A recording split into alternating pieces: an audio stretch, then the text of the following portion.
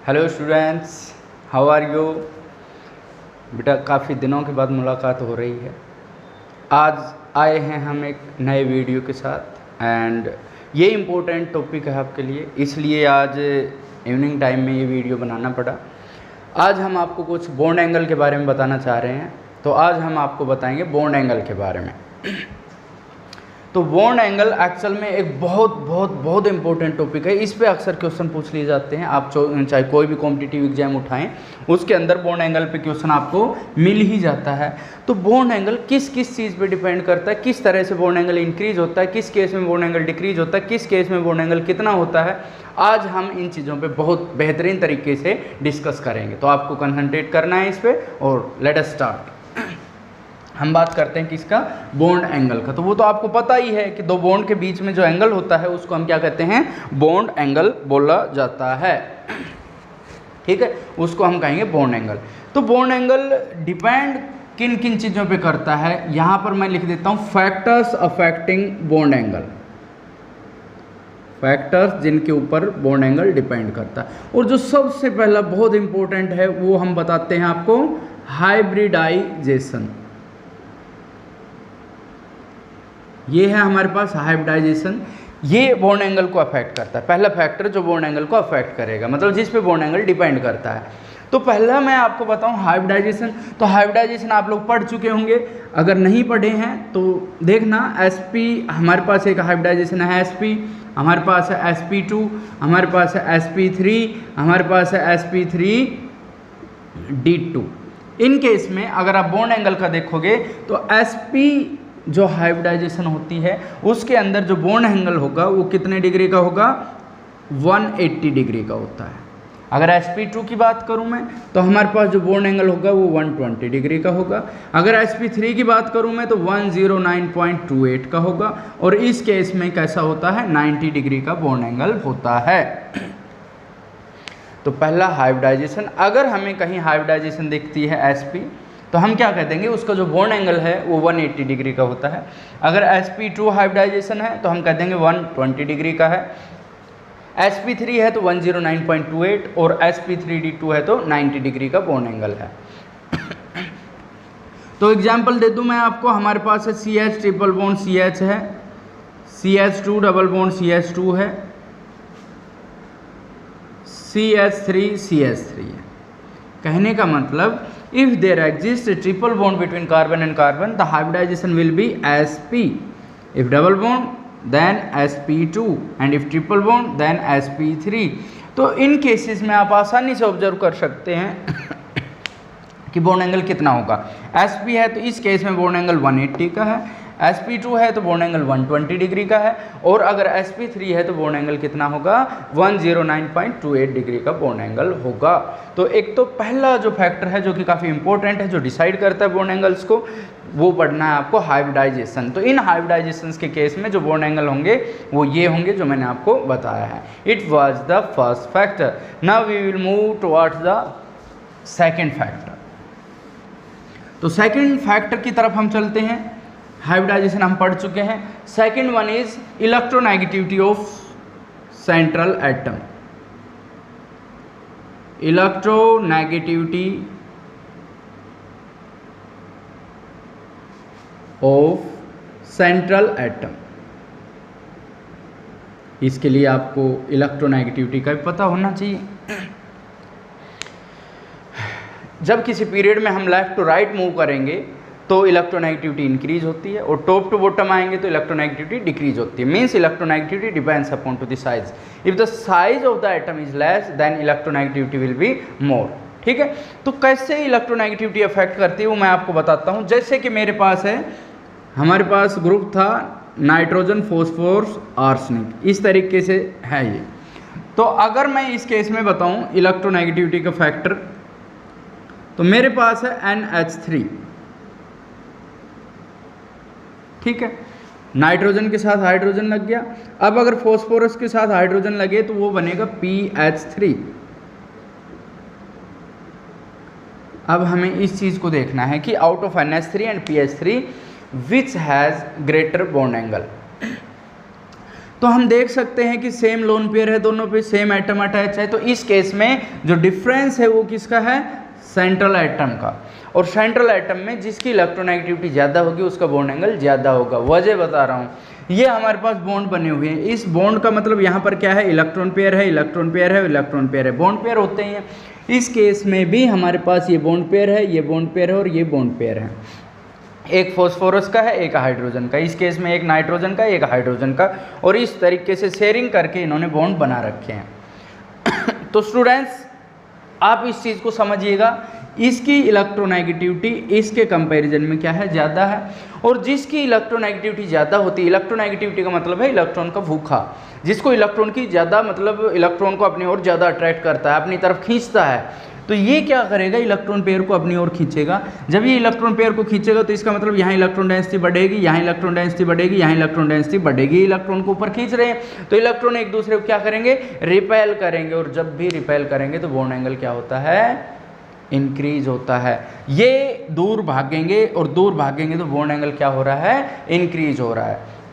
अगर वही चीज़ मैं इस केस में देखूं तो फॉस्फोरस मोर इलेक्ट्रोनेगेटिव है हाइड्रोजन से, ये भी इलेक्ट्रॉन पेयर तो खींचेगा, लेकिन आप उस चीज़ को समझना, जितना नाइट्रोजन ऊपर तक खींच सकता था उतना ये फॉस्फोरस नहीं खींच पाएगा, तो इसमें रिपल्सन इसके कंपैरिजन में कम है।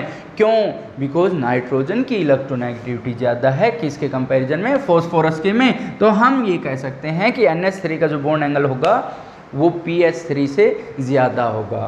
वजह आप समझ गए होंगे कि क्या वजह है, क्यों होता है ऐसा, ठीक है। तो इलेक्ट्रोनेगेटिविटी ऑफ सेंट्रल एटम भी कह सकते हैं, और इलेक्ट्रोनेगेटिविटी हम कॉर्नर एटम्स की भी बात कर सकते हैं, टर्मिनल जो एटम्स होते हैं उनकी बात कर सकते हैं।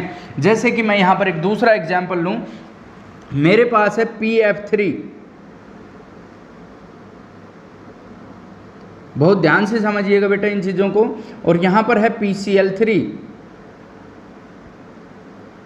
PBr3, इस तरीके से हम कर सकते हैं। तो अब हमसे पूछ लिया कि इनमें से किसका बॉन्ड एंगल ज़्यादा होगा, तो ये चीज़ भी सोचने लायक है कि भाई किसका बॉन्ड एंगल ज़्यादा होगा। बॉन्ड एंगल ज़्यादा किस पे, इलेक्ट्रोनेगेटिविटी पे, लेकिन सेंट्रल एटम तो सेम है, तो इनकी इलेक्ट्रोनेगेटिविटी तो सेम हो गई। अब हमें जो ये सराउंडिंग एटम है, कॉर्नर एटम है, ये देखने पड़ेंगे। अब देखना, इसमें फ्लोरीन इलेक्ट्रोनेगेटिव ज़्यादा है, तो ये इस इलेक्ट्रॉन पेयर को अपनी ओर खींचेगा, यहाँ इलेक्ट्रॉन डेंसिटी बढ़ाएगा, ये यहाँ इलेक्ट्रॉन डेंसिटी बढ़ाएगा, ये यहाँ इलेक्ट्रॉन डेंसिटी बढ़ाएगा, ठीक है। तो ये इलेक्ट्रॉन दूर हो गए, वैसे ही तो रिपल्सन क्या हो गई इसमें मिनिमम।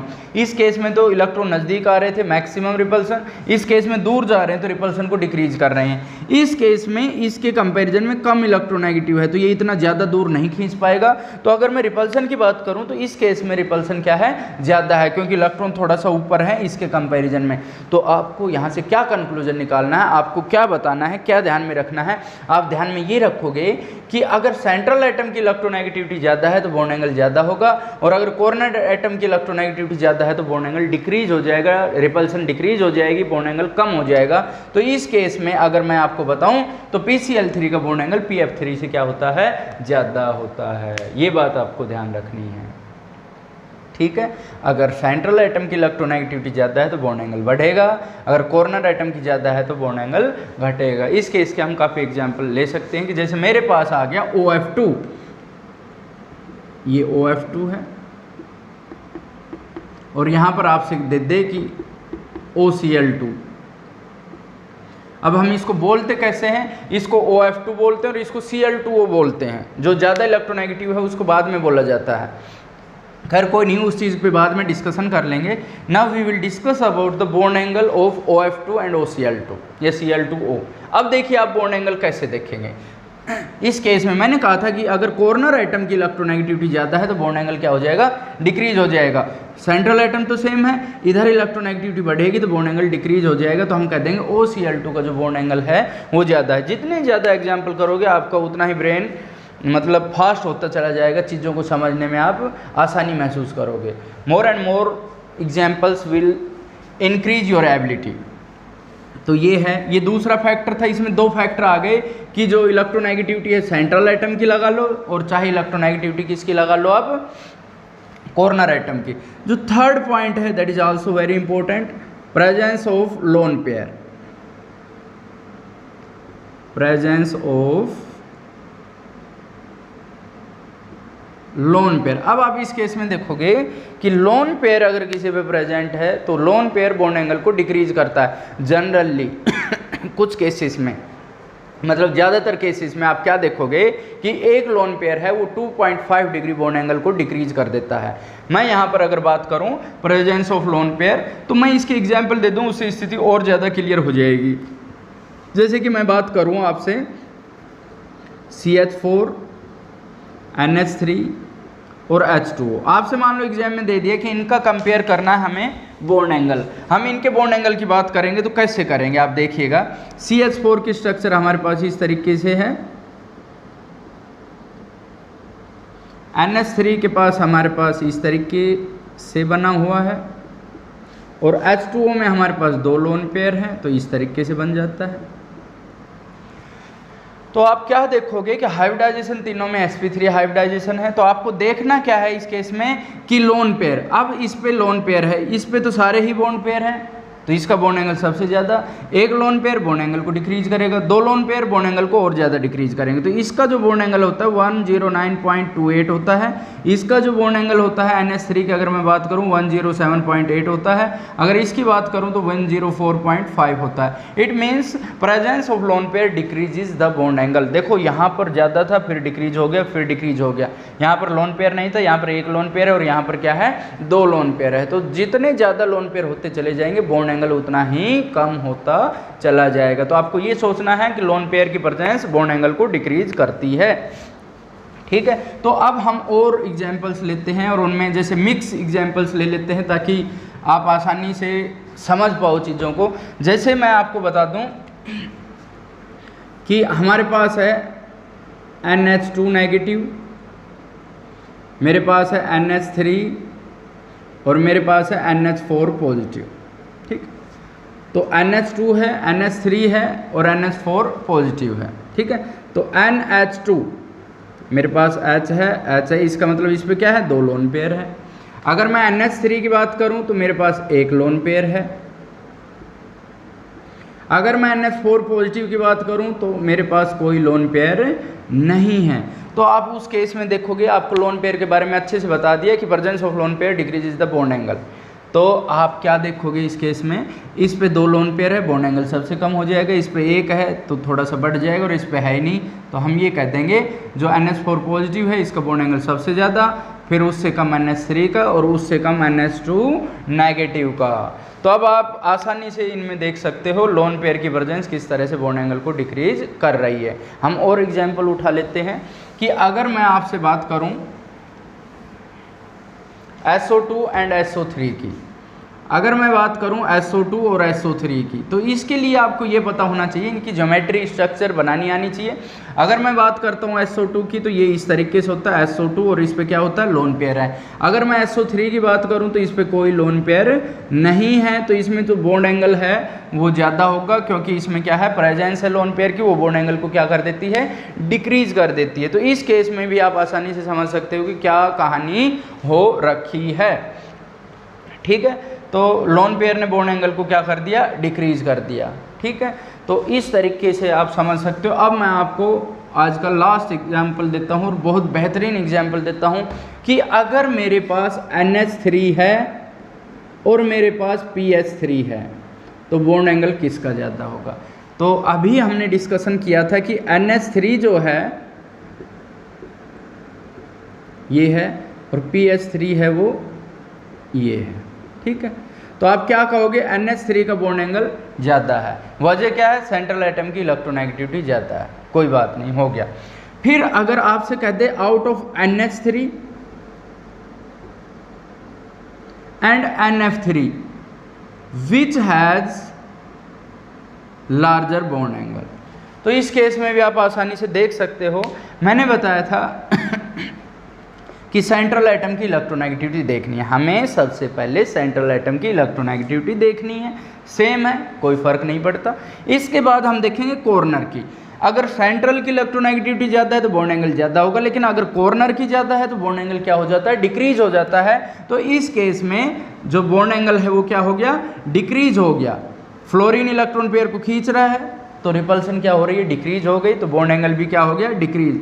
तो NH3 और NF3 में से बॉन्ड एंगल NH3 का ज़्यादा होगा, ध्यान रखना, क्योंकि यहाँ की इलेक्ट्रोनेगेटिविटी बॉन्ड एंगल को बढ़ा रही है और नीचे की इलेक्ट्रोनेगेटिविटी बॉन्ड एंगल को डिक्रीज कर रही है। हाइड्रोजन के कंपैरिजन में फ्लोरीन का जो इलेक्ट्रोनेगेटिविटी है वो ज़्यादा होती है, तो वो बॉन्ड एंगल को क्या कर रही है, डिक्रीज।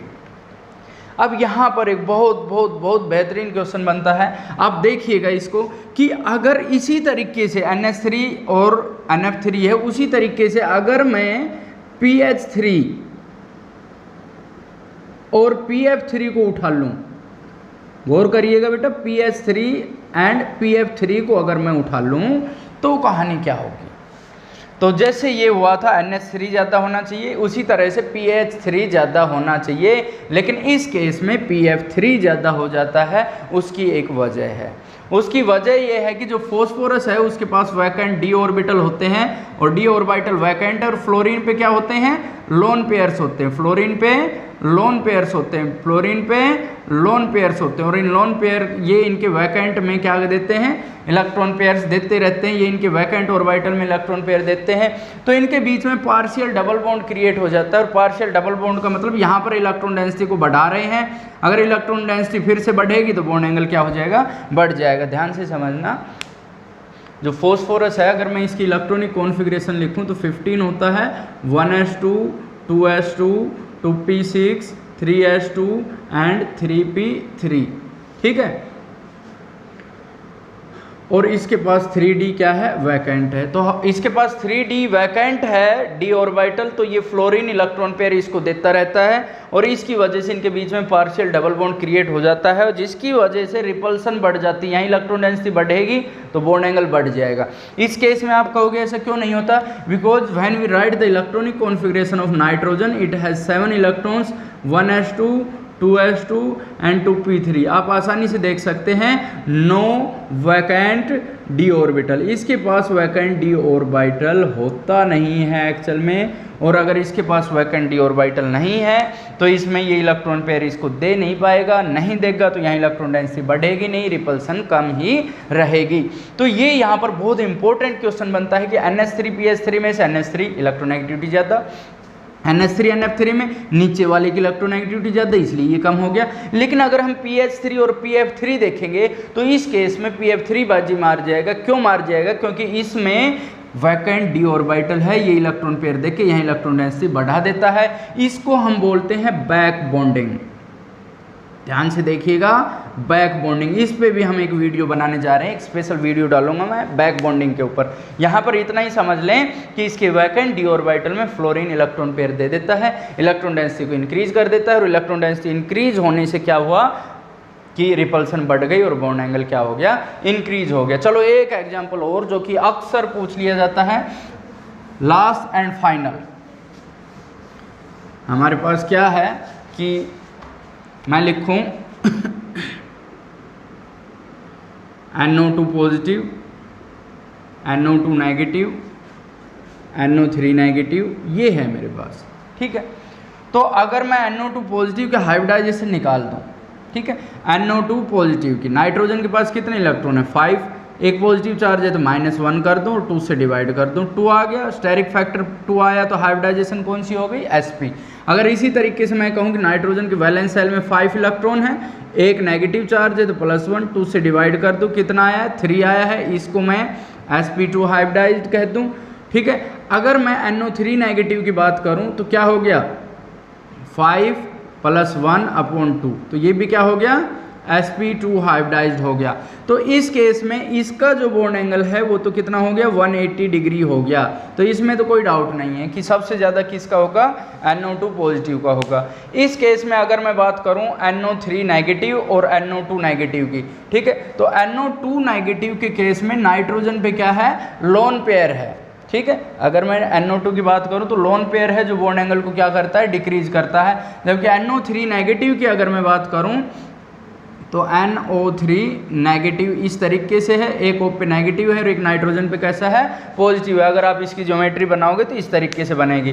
तो आप उस चीज़ को देखना कि इस पे कोई लोन पेयर नहीं है, जबकि इसमें क्या है, लोन पेयर है। तो आप क्या कहोगे कि NO3 जो है उसका बॉन्ड एंगल क्या है, ज़्यादा हो जाता है, जबकि इसकी बात करूँ तो इसका बॉन्ड एंगल क्या हो जाता है, कम हो जाता है। ठीक है, तो sp2 हाइब्रिडाइजेशन की अगर हम बात करें तो इस पे लोन पेयर नहीं है, तो इसका बॉन्ड एंगल ज़्यादा हो गया, इसका कम हो गया और इसका सबसे ज़्यादा हो गया। तो इस तरीके से NO2 पॉजिटिव का बॉन्ड एंगल सबसे ज़्यादा है sp हाइब्रिडाइजेशन की वजह से। अगर इन दोनों को कंपेयर करें तो NO3 नेगेटिव का ज़्यादा होगा किसके कंपैरिजन में, NO2 नेगेटिव के कंपैरिजन में। तो अब हमारे पास एक चीज़ और बच जाती है कि कई बार आपसे क्या पूछ लेता है, NO2 पूछ लेता है।